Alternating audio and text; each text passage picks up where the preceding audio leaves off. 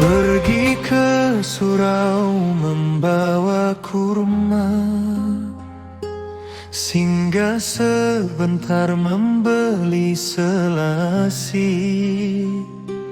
Ramadan tiba penuh rahmat, hati bersih ibadah pun khusyuk dan bersih. Bagai hari menanak ketupat, aroma santan tercium merata.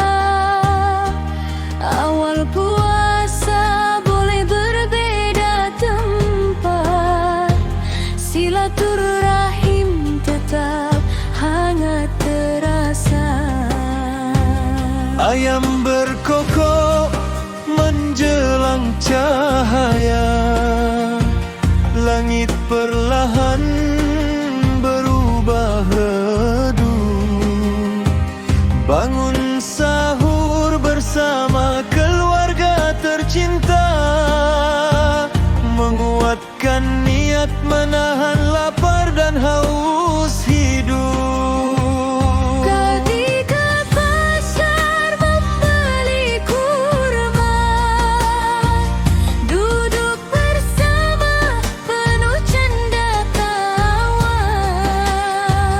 Indah Ramadan penuh cerita, buka bersama eratkan rasa.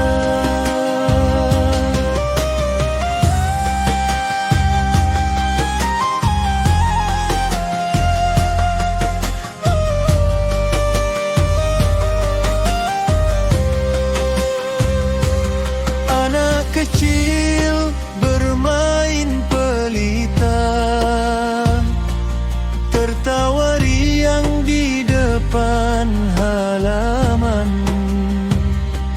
Walau tanggal mulai tak serupa, kita tetap satu dalam iman.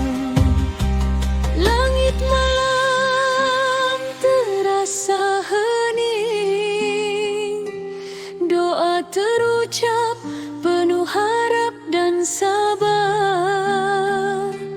Lailatul Qadar datang bening, lebih baik dari 1000 bulan penuh sinar.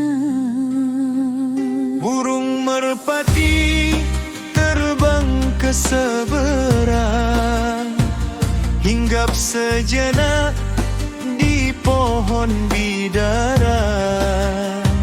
Ramadan pergi tinggalkan kenang, semoga hati tetap saling menjaga saudara.